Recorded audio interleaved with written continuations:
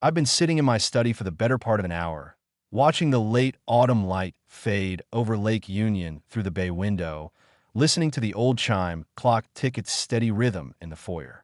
The house, this sprawling 4,000 square foot structure my wife and I had built on the hill, felt larger than usual that afternoon, emptier somehow. It had been 3 years since Eleanor passed, and I still hadn't quite grown accustomed to the silence. Before I continue, I should mention that I'm sharing this story because I believe it might help someone else recognize the warning signs of a subtle, creeping danger. I almost missed the critical moment entirely.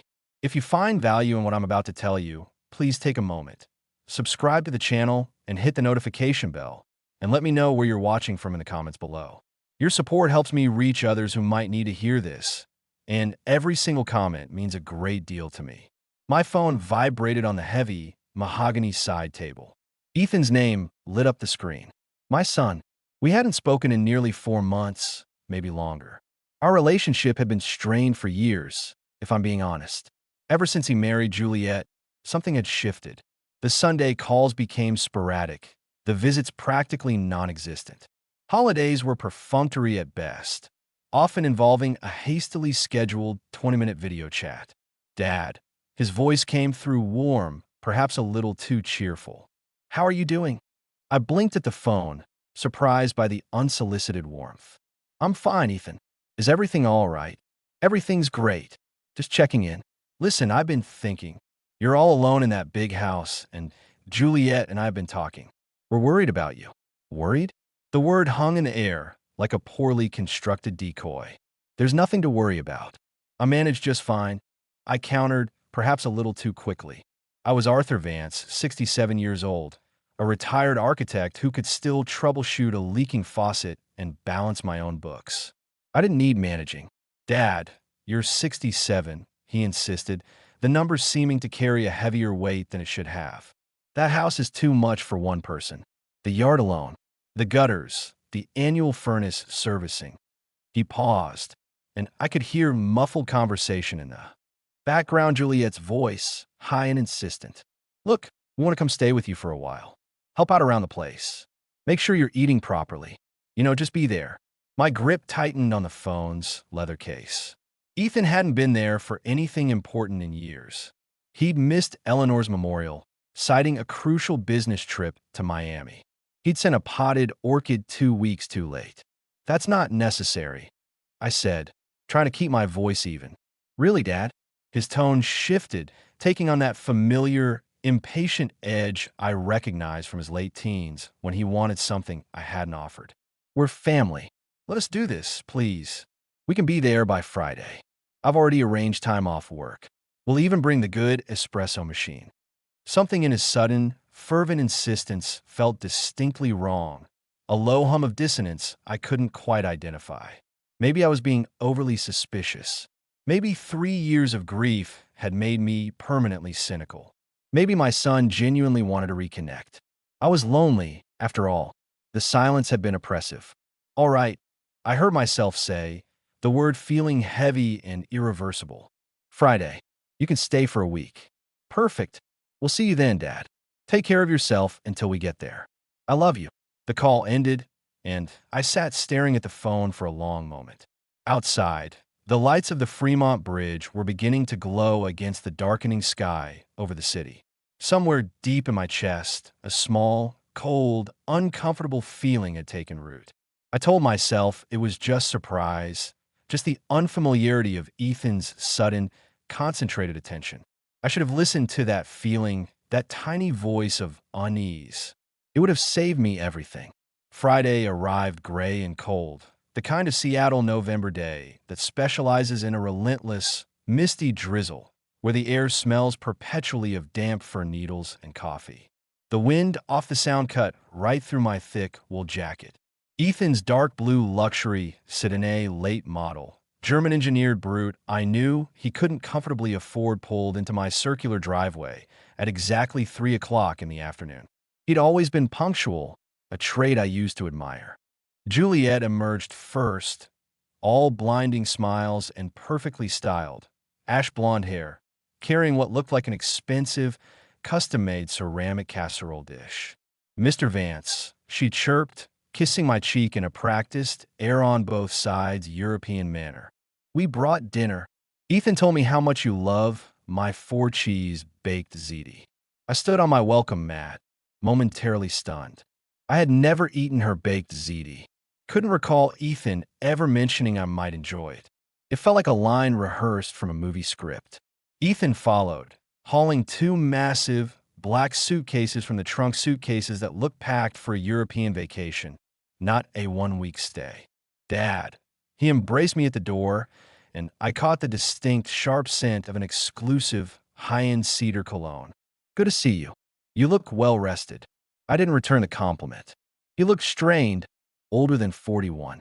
There were fine, deep lines around his eyes and a certain tightness in his jaw that hadn't been there the last time I'd seen him, Christmas 2 years ago. They settled in quickly. Too quickly. Ethan immediately claimed his old bedroom upstairs, but within an hour, their belongings had somehow colonized the house, spreading out as if they'd always been there. Juliet, armed with a label maker and an organizational zealot's determination, had reorganized my kitchen cupboards to be more efficient. Ethan, without asking, had moved the heavy, 8-foot Victorian writing desk in the study for better flow and light. You don't mind, do you, Dad? Ethan asked, not pausing for my answer as he adjusted a Persian rug. We just want you to be comfortable. This house needed some energy, that's all. That night, we ate Juliet's ziti at the large dining room table, the one Eleanor and I had painstakingly refinished 35 years ago after finding it at an antique auction in Tacoma. Ethan talked relentlessly about his work in commercial real estate, about colossal new properties and development deals, about investors and leverage and investments, always using impressive financial jargon. Juliet nodded along, adding small details, constantly touching his arm in performative solidarity. I ate and watched and said little. The ziti was rich, heavy with cream and meat. I felt full, bloated, after only a few bites. Not hungry, Dad. Ethan's eyes tracked my plate, the sudden scrutiny making the hair on the back of my neck prickle. Just not used to eating this much anymore, I replied, pushing the plate away gently. It's excellent, Juliet. There's plenty left over. You should have it for lunch tomorrow. Her smile, which had been bright, became a little too fixed, a little too insistent. The first week passed in a relentless blur of their invasive presence. Ethan cooked breakfast every morning, eggs and thick-cut bacon and buttermilk pancakes. Portions too large for a man living alone. Juliet brought me artisanal black tea in the afternoons, sweetened with a strange, sugary syrup that I'd never taken. They were attentive to the point of suffocation, always hovering, always asking if I needed anything, always suggesting small changes. And then, slowly, subtly, I started to feel unwell. It began with a bone-deep fatigue, a heaviness in my limbs that made climbing the 22 stairs to my bedroom a genuine effort. Then came the persistent nausea, subtle at first, just a vague, low-grade unease after every single meal. By the end of the second week, I was experiencing agonizing stomach cramps that would wake me in the cold silence of 3 a.m. My hands began to tremble noticeably when I tried to hold my morning coffee cup, a fine, nervous tremor that I couldn't control. I dismissed it all as age, as loneliness, as perhaps a late-season flu. I was wrong. I was deeply, dangerously wrong. You look terrible, Dad. Ethan observed this one chilly morning while I was trying and failing to finish a bowl of the porridge he'd meticulously prepared. There was a faint tremor in my right hand, making the wooden spoon rattle against the ceramic. There was something in his voice, a low, satisfied murmur that might have been genuine concern, but which my increasingly suspicious mind registered as something else entirely. If I didn't know better, I would have thought it was satisfying. When's the last time you saw your primary physician, Dr. Kapoor? He pressed. I had my annual checkup 7 months ago. I replied, my voice thin. Everything was fine. That was 7 months ago, Dad. You need to go again. You're pale. Your digestion is off. Want me to make you an appointment? I could call them right now. I shook my head, though the room swam slightly with the abrupt movement. I'll call Dr. Kapoor myself. I still know how to dial a phone. Thank you. Ethan leaned forward, his expression instantly transforming into one of deep, furrowed concern. I wondered, looking at his flawless performance, when he'd learned to manufacture that look so convincingly. Dad, I'm genuinely worried about you. You're not yourself. Let me help. But I did call Dr. Kapoor. Dr. Sanjay Kapoor had been my physician for over 18 years, had seen Eleanor and me through every cough and cold, every minor surgery. His office was in a medical complex off Interstate 90, and I'd driven there countless times. That morning, though, Ethan insisted on driving me. You shouldn't be behind a wheel feeling like this, he stated, his authority absolute, and Juliet nodded vigorous agreement from the kitchen doorway. It's too dangerous, Dad. I couldn't argue. The nausea was profound, and the trembling was persistent. Dr. Kapoor's receptionist, a kind woman named Maya, who always remembered Eleanor, worked me in between appointments. I sat in the familiar waiting room with Ethan beside me, scrolling through his phone, occasionally glancing at me with that practiced expression of concern. Arthur. Dr. Kapoor appeared in the doorway, his kind, intelligent face creasing with a smile that quickly dissolved when he saw the state I was in. Come on back. Ethan stood immediately. I'll come with you, Dad. I can fill him in on the symptoms. That won't be necessary, Ethan, Dr. Kapoor said smoothly, stepping into his role as a professional barrier. I'm sure Arthur is perfectly capable of answering his own health questions. There's a coffee machine in the break room down the hall if you'd like to wait there. In the examination room, Dr. Kapoor's demeanor changed immediately. He took my blood pressure and pulse in silence, his movements efficient and practiced. Then he sat back on his rolling stool and studied me with dark, thoughtful eyes that seemed to miss nothing. Tell me everything, Arthur, he instructed. And I mean everything. When did these symptoms start? Be precise. I recounted it all. The escalating fatigue, the persistent nausea, the stomach cramps that felt like fire, the uncontrolled trembling in my hands. He made notes, asked detailed questions, checked my reflexes, and listened intently to my heart and lungs.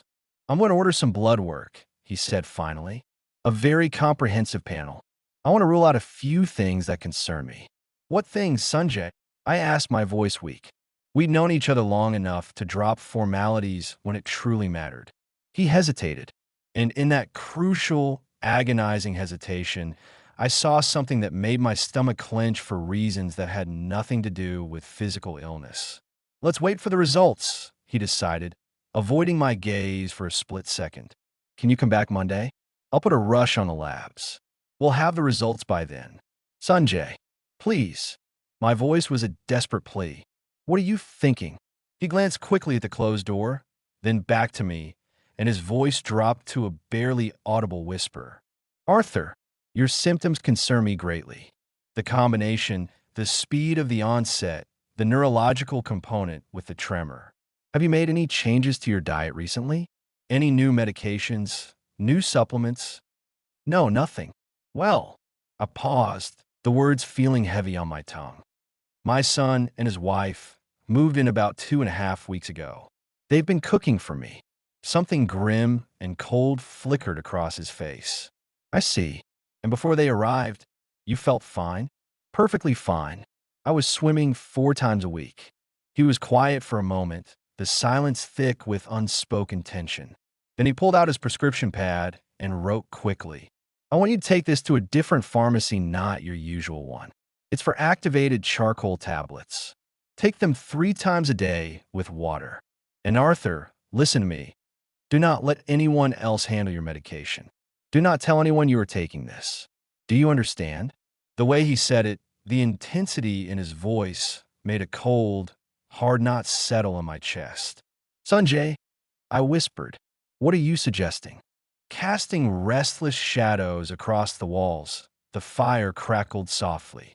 I set the envelope on the mantel with deliberate care, still unopened, placing it beside a framed, time-faded photograph of Eleanor and me from our wedding anniversary. Diana slid an arm around me, and we stood there in silence, shoulder to shoulder, watching the flames sway and the early evening light turn the walls to gold. Outside, Seattle churned along in its usual, unremarkable rhythm. The city I'd lived in for 40 years, full of ordinary people living ordinary lives. We exited the precinct through a side door to avoid the last of the reporters. The hallway was dim, lined with dented lockers and lit by a single fluorescent tube that hummed and flickered like it was too tired to protest. O'Malley led us toward a service exit and held the door open as we stepped into the chilled afternoon air. The sky had transformed into a muted gray tapestry, low clouds drifting in heavy, deliberate swirls, as though echoing the weight sitting in my chest. The rain had stopped, leaving a thin sheen on the asphalt that caught the street lamps and headlights in jagged reflections, like shards of broken glass. Diana clutched my arm tightly. Her grip wasn't warm or comforting, but firm, steadfast, like a rope handed to someone standing at the edge of a cliff. "You okay?" she whispered. The question felt too small for everything and too big for anything. I wasn't okay. I was breathing, and even it felt like a fragile thread keeping me upright. "I don't know," I admitted. A shiver passed through me, not from cold, but from the sudden absence of danger. The adrenaline that had carried me for days, maybe weeks, was bleeding away, leaving my body unsure how to function now that survival no longer demanded its full attention. We got into the car without another word. As I started the engine, Diana leaned her forehead against the passenger window, her breath forming soft clouds against the glass, little ghostly bursts. "I don't want to go back to the hotel yet," she murmured. "Can we just drive for a while?" I nodded. He met my eyes directly. "I'm not suggesting anything yet. But Arthur, if the blood work shows what I suspect it might show, we will need to talk privately and involve others. Until then, be extremely careful about what you eat and drink." Very careful. I left the office with Ethan, the prescription folded tightly in my pocket. Questions spiraled through my mind like panic birds. Ethan talked cheerfully about lunch at a downtown bistro, about stopping to look at a new model luxury boat he was interested in, but I barely heard him. I filled the prescription at a small, independent pharmacy on Capitol Hill, telling Ethan I needed to pick up a specialized 50-year-old scotch that I'd pre-ordered. He waited in the car, busy checking his stock portfolio on his phone. That night, I politely declined Juliet's offer of a homemade beef stew. I made myself 2 pieces of dry toast and ate them alone in my room, making a great show of sipping a plain glass of water. I took the activated charcoal tablets Dr. Kapoor had prescribed. Ethan appeared in my doorway an hour later. "You sure you don't want any dinner, Dad? Juliet made it special for you. It's very savory." "I'm sure," I replied, keeping my voice neutral. "Just need a rest." I think that doctor visit took more out of me than I thought. His eyes lingered on me, and I couldn't read what was in them. Concern? Frustration? Or something darker, something akin to disappointment? "All right," he conceded finally. "Well, there's plenty left over. It'll keep." Monday did not so much arrive as it crept across the horizon, stealthy and apprehensive, as though even dawn feared what secrets it might illuminate.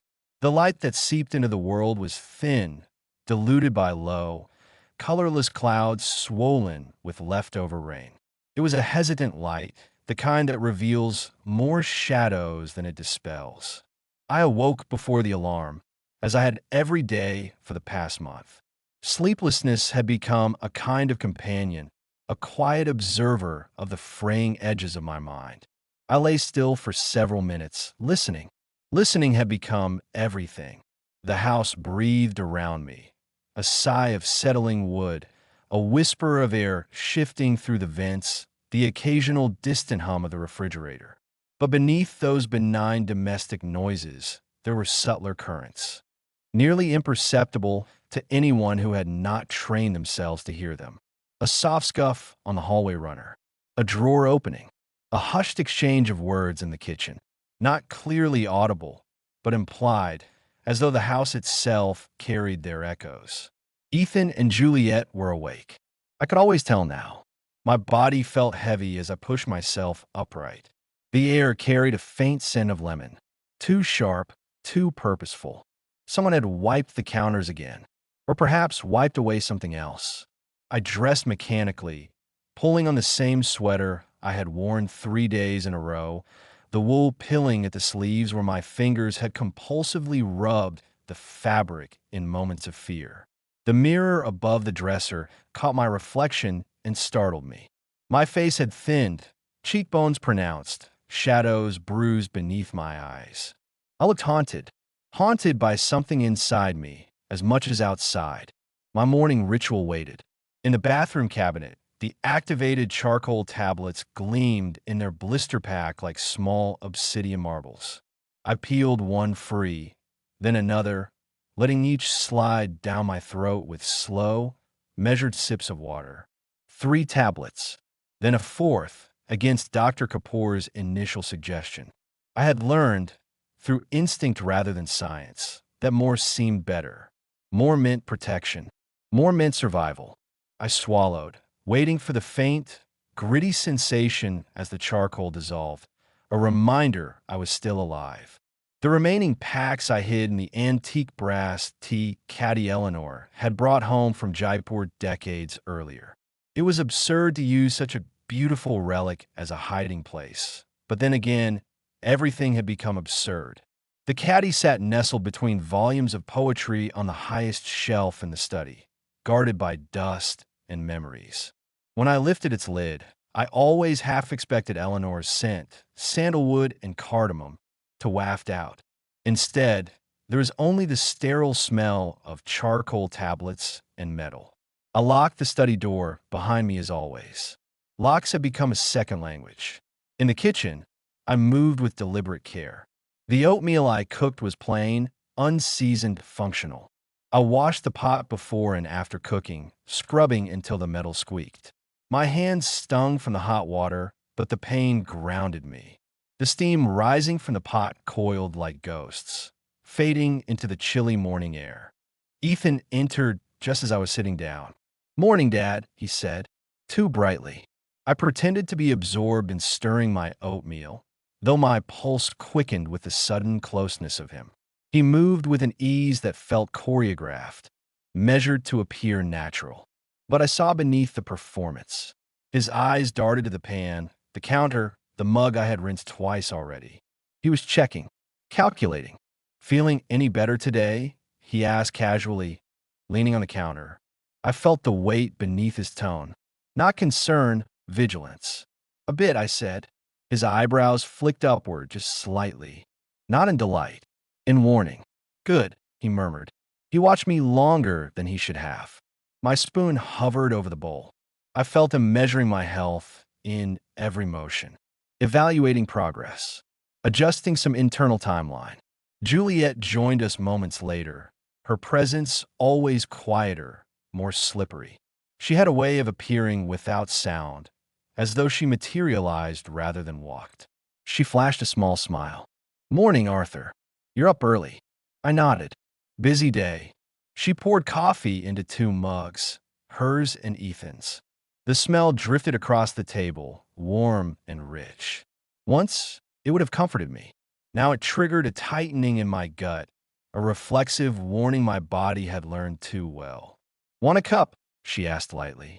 "No," I said too quickly. "Doctor said to cut back." She shrugged unbothered. But behind her eyes, something flickered. A micro-expression.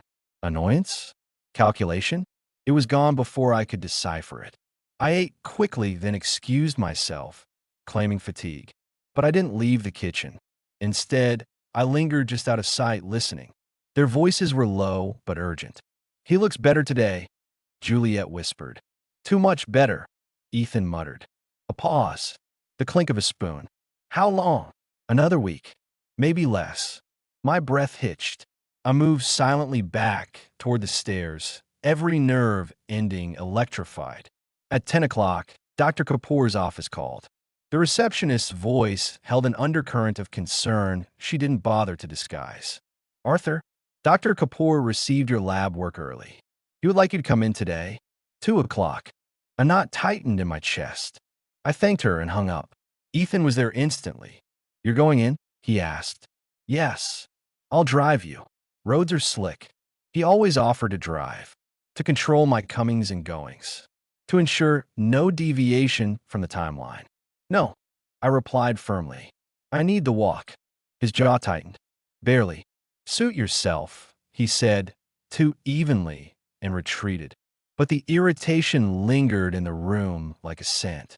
As I left for the doctor's office, I glanced back at the house, my home, now a labyrinth of threat. Seattle streets were a mosaic of puddles reflecting gray sky and red brake lights. Buses hissed along wet asphalt. Umbrellas bobbed past like drifting jellyfish. But the world felt muted, distant, as if sealed behind glass. My footsteps lacked their usual rhythm. They felt slow, deliberate, as though the air resisting me knew what awaited. Dr. Kapoor met me at the door himself. That alone was enough to send a chill through me.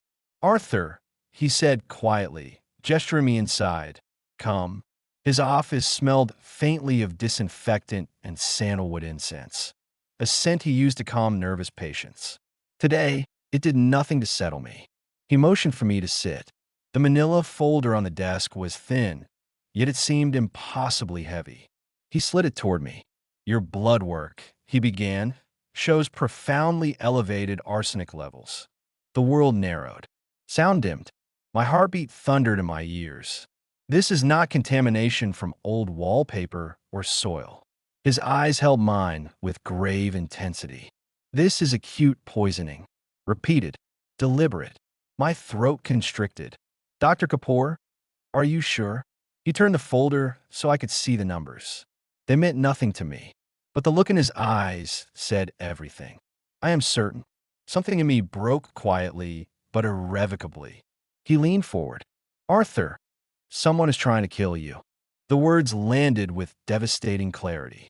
They did not bounce off some wall of denial. They found their target. Because I already knew.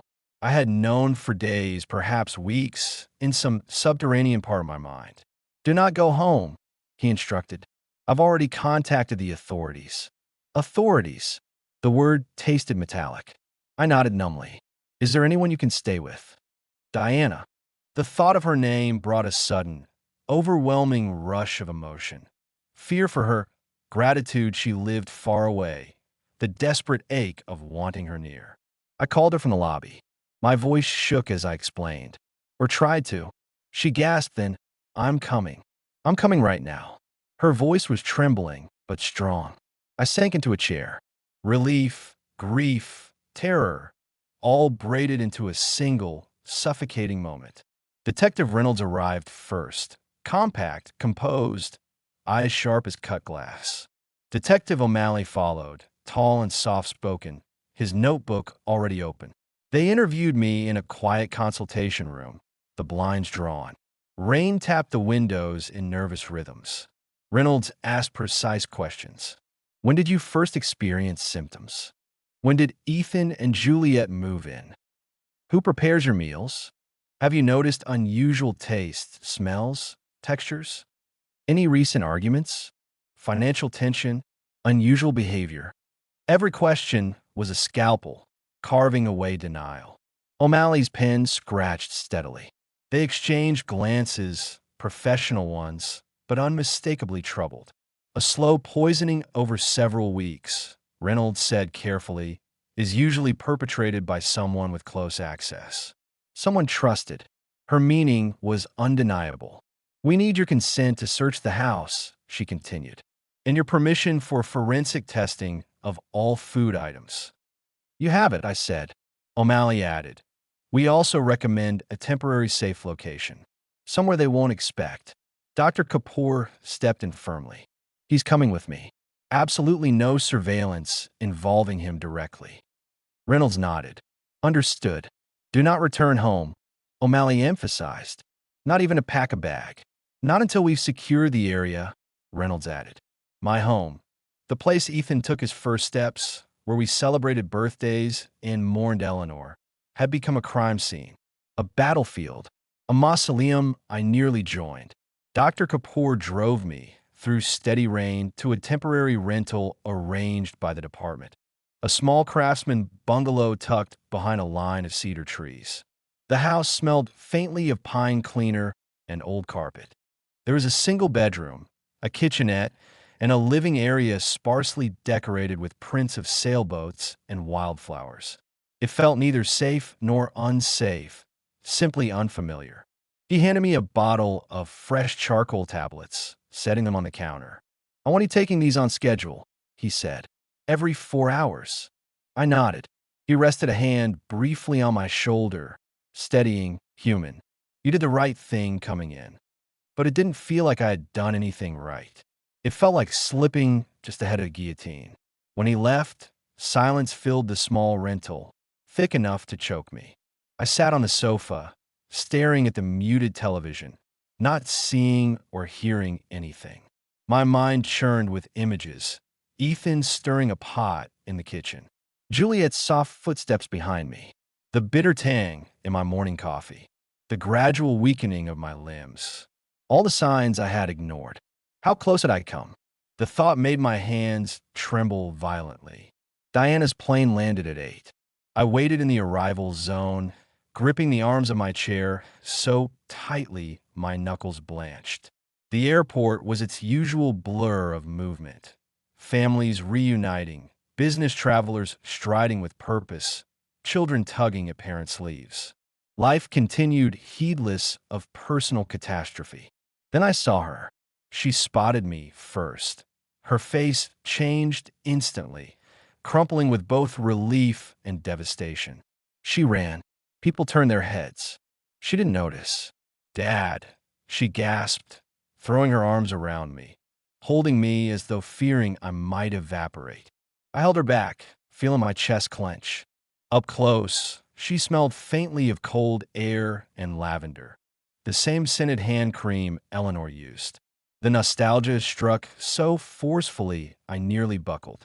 "I'm here," she whispered. "I'm here now." For a moment, I let myself lean into her strength. Her eyes were glassy when she pulled back. "Tell me everything," she said, voice taut. And I did, slowly, haltingly, leaving out nothing. The weakness, the symptoms, the whispered conversations, the doctor's words. Her expression shifted gradually from horror to fury. "This wasn't your fault," she said fiercely. "Don't you dare think that." But I did. Some part of me did. How had my son become this? What I missed? What I allowed to rot? "I should have seen something years ago," I whispered. "No," she insisted. "Ethan made choices. You didn't." Her conviction steadied me. But a question lingered, sharp and unspoken. If I had died, would he have come after next? I didn't ask it. Not yet. The night Diana arrived, sleep was nothing more than a rumor. We stayed in the unfamiliar little hotel, room 2 beds, beige walls, a flickering heater that sighed like a dying animal and tried to rest. But rest was impossible. Every time the elevator dinged outside our door, my pulse spiked. Every time muffled footsteps passed in the hallway, I jolted upright. Diana eventually laid down on her side, facing me, one hand tucked beneath her cheek, the other stretched across the gap between our beds, fingers loosely curled as if reaching for something to hold on to. I kept my fingers near hers, not quite touching, but close enough that the possibility of connection remained, a quiet reminder that I was not alone. "Not entirely," she whispered into the dimness. "Dad, do you trust the police to handle this?" I swallowed. The question sat like ice on my tongue. "I don't know," I admitted, "but they're what we have." She nodded faintly, though her brows remained furrowed. "It's just, Ethan's smart. He's always been smart." I breathed out slowly. "Too smart." "And Juliet," Diana trailed off, chewing her lip. "She always gave me the creeps." "Why?" I asked, surprised by the firmness in her tone. "She's calculating, polished but hollow, like someone who learned emotions by watching other people perform them." I considered that. It rang true in ways I had never articulated. The rain outside thickened, tapping against the window like nervous fingers. Somewhere in the building, a toilet flushed. A door closed. The world moved on as my life stalled in place. We finally drifted into a shallow semblance of sleep around 3 a.m., though it was less sleeping and more collapsing under the weight of exhaustion. I dreamed of dark rooms, echoing footsteps, and a kettle whistling endlessly on a distant stove. At 7:15 a.m., the phone rang. I bolted upright, heart hammering. Diana was already awake, sitting at the foot of her bed with her phone in hand. "It's them," she said quietly, passing it to me. Detective Reynolds' voice crackled over the line, clipped and controlled. "We're executing the warrant now." Those words felt like a key turning in a lock deep within my chest, a lock I hadn't realized was holding my breath captive. "Stay where you are," she continued. "Do not go near the house under any circumstances." "Understood," I said. Diana moved closer, leaning in to hear. "I'll update you once the initial sweep is done," Reynolds added. The call ended. Silence stretched between us. Diana's hand trembled slightly as she set her phone down. "This is really happening," she whispered. The next 4 hours were torture. We paced the small room, sat, stood, paced again. The TV murmured in the background local news, weather forecasts, a report about flooding on I-5, but none of it penetrated the fog. Occasionally Diana would ask something like, "Do you think Juliet's the mastermind?" Or "When was Ethan's business starting to fail?" But the questions didn't have answers yet. Not full ones. A few times, she stepped into the bathroom just to breathe, to hide her trembling, to cry. I pretended not to hear. At 11:26 a.m., my phone buzzed. Unknown number. I answered cautiously. "Arthur? This is Detective O'Malley." His voice was different than yesterday, tense, almost breathless. "We found something." My blood turned cold. "We need you at the precinct when you're able," he said. "We'll explain everything there." Everything. A pause. A weighted pause. "Yes." When the call ended, Diana was standing inches away, eyes wide. "What? What did he say?" "They found something." Her breath caught. "What kind of something?" I shook my head. "I don't know." But I did know. Deep down, I knew. People don't use that tone unless they've found something that changes everything. The drive to the precinct was silent at first. Seattle was drenched in a heavy, oppressive drizzle, the kind that blurred windshields and turned brake lights into streaks of red across the wet pavement. Commuters rushed through crosswalks, jackets pulled tight against the cold.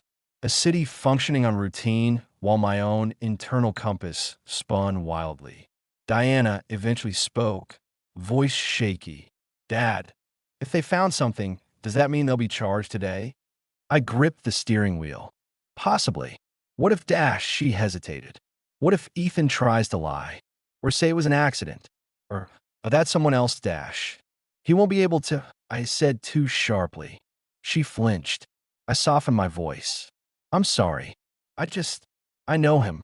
He's many things, but he's not stupid enough to think he can talk his way out of science." Diana stared out the passenger window. "I don't understand how he became this person," she whispered. I had asked myself the same question 1,000 times since Dr. Kapoor said the word arsenic.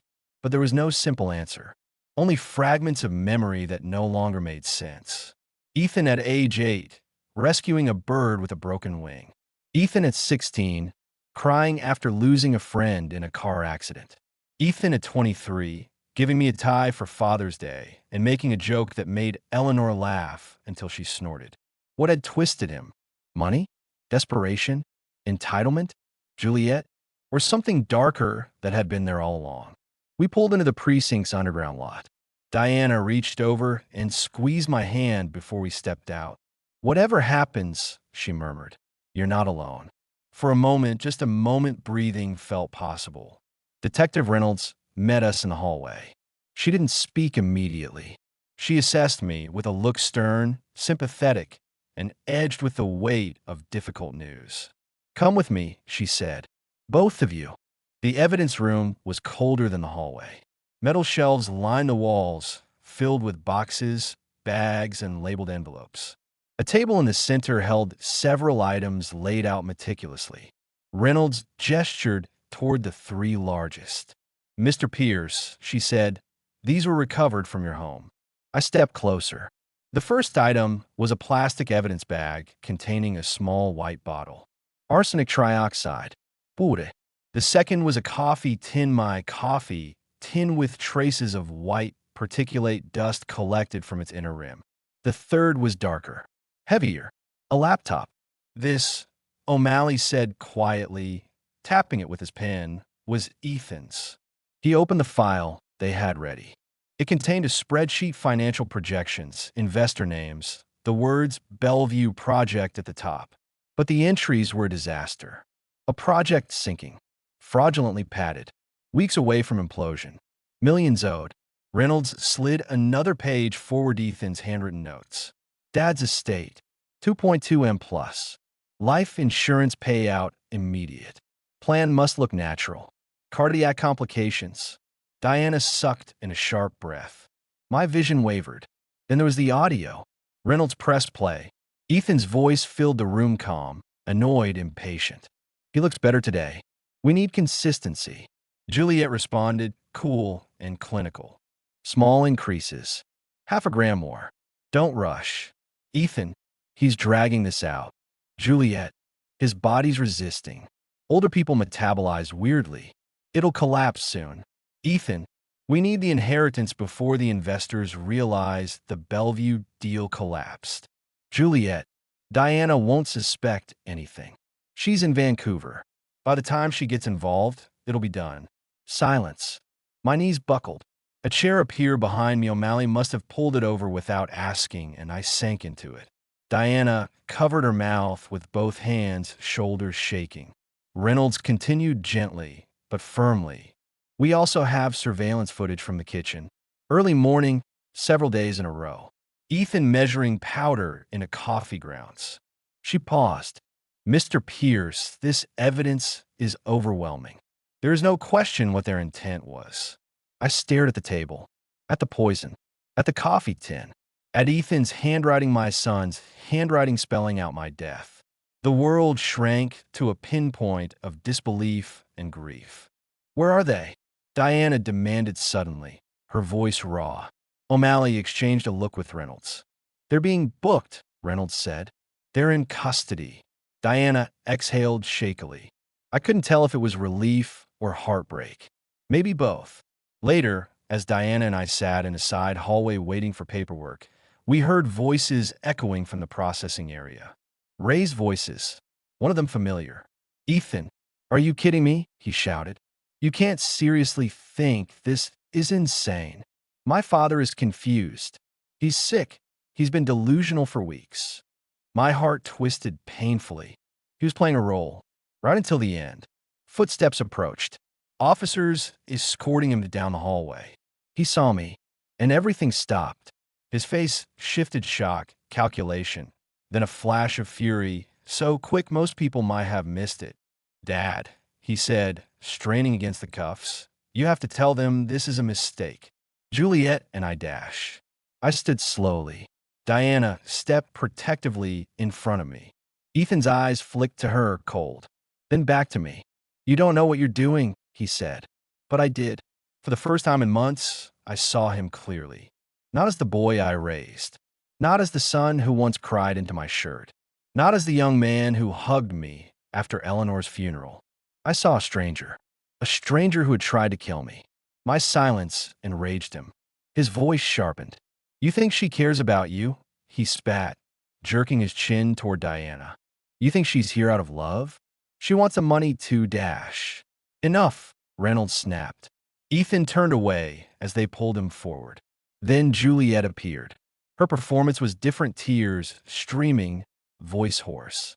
"Arthur, please. I never. This is wrong. It's all wrong dash." But her cries sounded like lines rehearsed in front of a mirror. The officers led them both away. The hallway fell into silence. And I finally let myself breathe. When Diana and I stepped outside into the cold afternoon air, reporters swarmed, cameras flashing like lightning. Microphones thrust forward. "Mr. Pierce, did you know your son was poisoning you? Arthur, were there signs? How long has this been going on? What will happen to the house? Is your daughter safe?" I could not answer any of them. I could barely keep standing. Diana slipped her arm around my shoulder and guided me through the noise, her voice low and soothing. "It's over," she whispered. "Just keep walking. It's over." But as I followed her through the crush of flashing lenses and shouted questions, I knew it wasn't truly over. Not yet. The legal battle, the healing, the rebuilding, the understanding, the grief, all of it still waited. But for the first time in weeks, the threat was gone. I was still alive.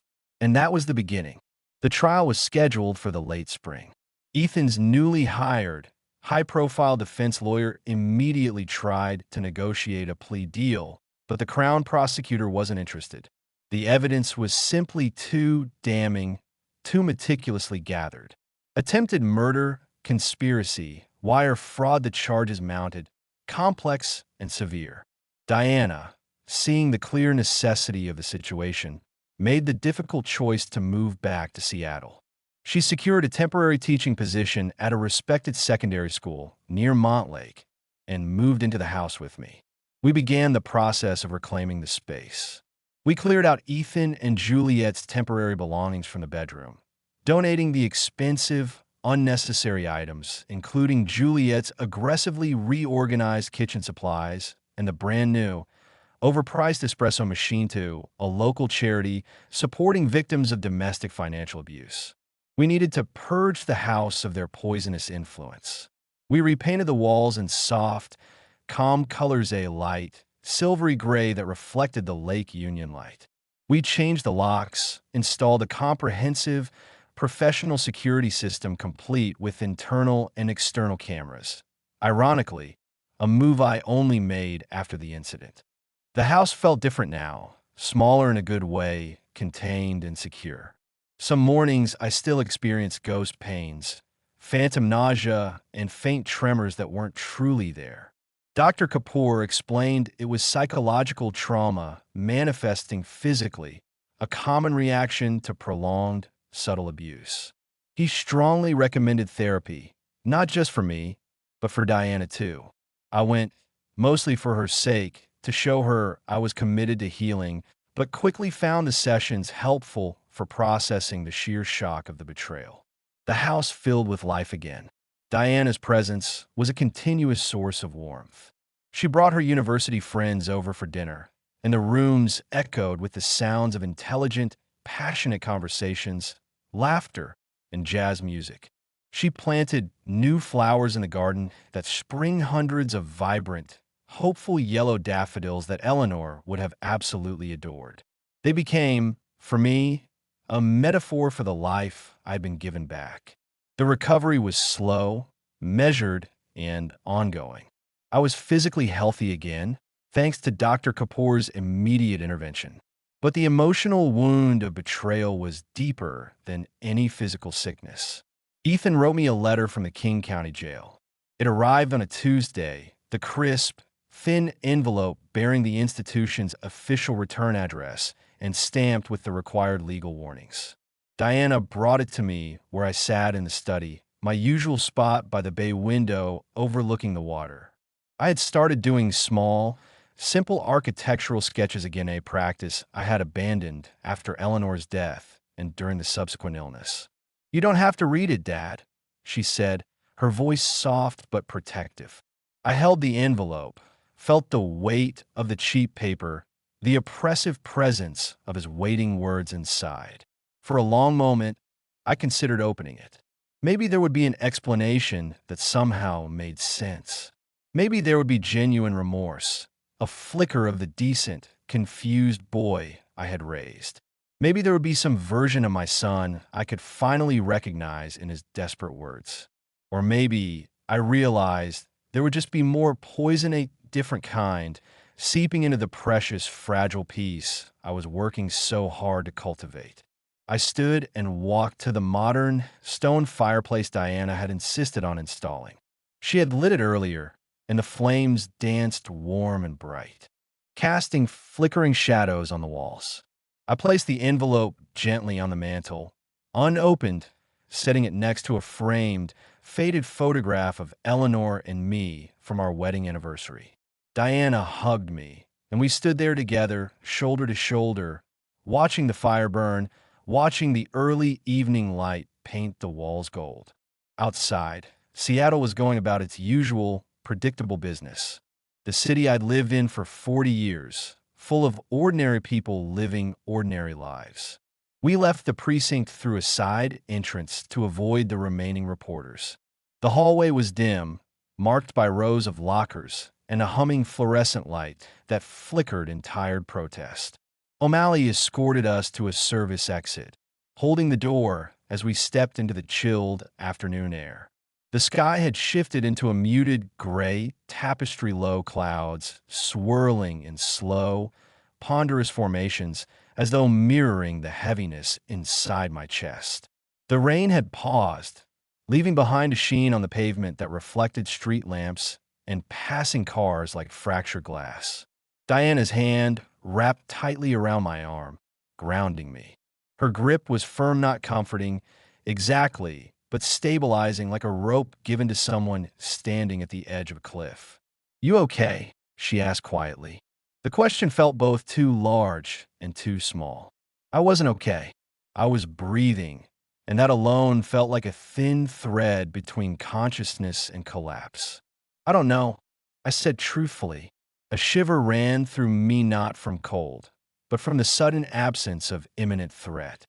The adrenaline that had sustained me for days, perhaps weeks, was evaporating. My body, no longer braced for battle, seemed unsure how to exist in the wake of survival. We got into the car without speaking. As I started the engine, Diana leaned her forehead against the window, her breath fogging the glass in small, trembling bursts.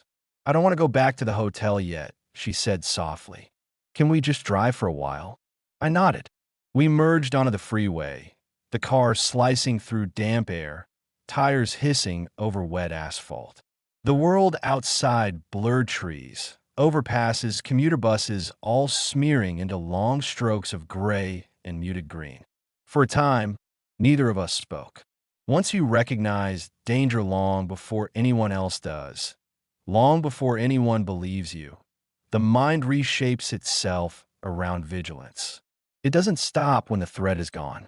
I kept glancing at the rearview mirror, checking blind spots, watching other drivers, listening for phantom footsteps, smelling phantom bitterness on the air. My senses, sharpened by weeks of paranoia and poisoning, continued scanning for threats that no longer existed. My body didn't trust what my mind whispered. "You're safe now." Diana must have sensed the tension bleeding off me. Her voice was gentle when she finally spoke. "Dad, you're gripping the wheel so hard your knuckles are white." I glanced down.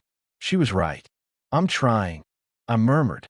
She reached over and placed one hand atop mine, steady, warm, careful. "We're out of danger," she said. Her certainty was beautiful and wrong. Danger wasn't gone. It had simply changed shape. After nearly half an hour of aimless driving, I took the exit for a small waterfront lookout. It was a place I used to visit with Eleanor on cool evenings before her illness, before grief reshaped my world, before my relationship with Ethan became something strained and brittle. The parking lot was almost empty. A few gulls perched on the railings. The lake was dark and rippling, reflecting the clouds in wavering, silver scratches. Diana and I stepped out. The air was sharp with the smell of rain, wet cedar, and distant exhaust fumes. For several minutes, neither of us spoke. She rested her elbows on the metal railing, staring out across the water. When she finally turned to me, her expression had changed. The panic was still there, yes, but something calmer, steadier, had taken root. "Dad, we need to talk about something." My stomach tightened. "What?" She hesitated, then asked, "When did you first suspect it?" The question hit harder than I expected. The recovery was slow, measured, deliberate, and still very much in progress. My body had healed, thanks to Dr. Kapoor's swift intervention, but the emotional laceration left by betrayal ran far deeper than any physical affliction ever could. Ethan's letter arrived on a quiet Tuesday morning, tucked inside a crisp, institutional envelope from the King County Jail. The thin paper crackled with the weight of legal warnings and consequences he had never imagined for himself. Diana found me in the study, my sanctuary, sitting in my usual place by the bay window overlooking the gray, steady sweep of water. I'd recently begun sketching again, small architectural studies in pencil. It was a practice I had abandoned after Eleanor's passing and later during my own slide into illness. Now, the lines on the page were uneven but honest, evidence that healing, however fragile, had begun. She handed me the letter gently, as if it were something alive. "I don't know exactly," I said slowly. "It wasn't one thing. It was a feeling, a wrongness, a shift." "Tell me," she urged. So I did. It started maybe a month ago. I was getting headaches, dizziness, nausea. I assumed it was age, stress, grief. She nodded slowly. One morning I woke up with a taste in my mouth, metallic, bitter. I paused. I thought it was just bad coffee, or maybe a stomach bug. But then small things kept adding up. I described the first morning the coffee tasted strange. The night I vomited after dinner and found Juliet watching me with unsettling calm. The way Ethan hovered whenever I prepare my own meals. The muttered conversation I'd overheard behind the laundry room door. There were moments, I said, when I thought I was losing my mind or becoming paranoid. But the human body knows when something is wrong, Diana. It knows. She swallowed hard. "And you were alone with it," she whispered. "Yes. That's not fair," she said, voice breaking unexpectedly. "You shouldn't have had to go through that alone." I closed my eyes. The wind scratched across the lake, carrying the faint cries of gulls. "I didn't want to worry you," I said quietly, "or burden you." And I kept hoping it was all in my head. She shook her head vigorously. "I would have come right away if you'd told me." "I know," I said, "but I didn't want to believe my own son was capable of something like this." Silence stretched between us, heavy, grieving. "Dad," she said softly, after a long moment, "I need you to promise me something." I looked at her. "From now on, you tell me everything. Every worry, every fear, every suspicion. No matter how small, no matter how irrational it might feel." Emotion thick in my throat. "All right," I whispered. She nodded firmly, wiping beneath her eyes. And I promised the same. It was the first promise we'd made to each other since Eleanor died. A fragile, necessary bridge. I'd almost lost mine to an extraordinary betrayal. But I hadn't. I'd survived. And in surviving, I'd finally come to understand something Eleanor, my pragmatic and loving wife, used to tell me, something I hadn't fully grasped until this entire horrible ordeal was put behind me. She'd say, "Arthur, the opposite of love isn't hate. It's indifference. Hate still demands energy. Indifference demands nothing." Ethan's unopened letter stayed on the mantel for a week, then a month, then much longer. Every day I walked past it. Initially, it was a test of my resolve, a reminder of the threat. But eventually, it simply became just another object in the room, invisible in its familiarity. It was a piece of decorative dust, a forgotten thing on a shelf. I walked past it every day without truly seeing it, without thinking about the man who had written it or the desperation that had driven his hand. That, I realized, was the truest form of moving on. Not forgiveness, I wasn't ready for that, and perhaps never would be in not understanding, but simply choosing to look elsewhere, to fill my vision, my energy, and my attention with things that truly deserve them. I focused on the quiet relief of a healthy body. I focused on Diana's vibrant laughter. I focused on the predictable, constant flow of the water on Lake Union outside my window. I focus on the future I'd been given back precious, fragile, and entirely my own. The evening light fades a little earlier each day now. Winter is coming again to Seattle, bringing its long shadows and perpetual drizzle. But inside, the house is warm. The stone fireplace crackles gently. Diana is cooking dinner something with fresh rosemary and garlic that smells powerfully of comfort and safety. The old chime clock ticks its steady, unhurried rhythm in the foyer. And I am here, alive to hear it. That simple, undeniable truth of fact that I survived their ultimate, calculated cruelty is all the revenge I will ever need.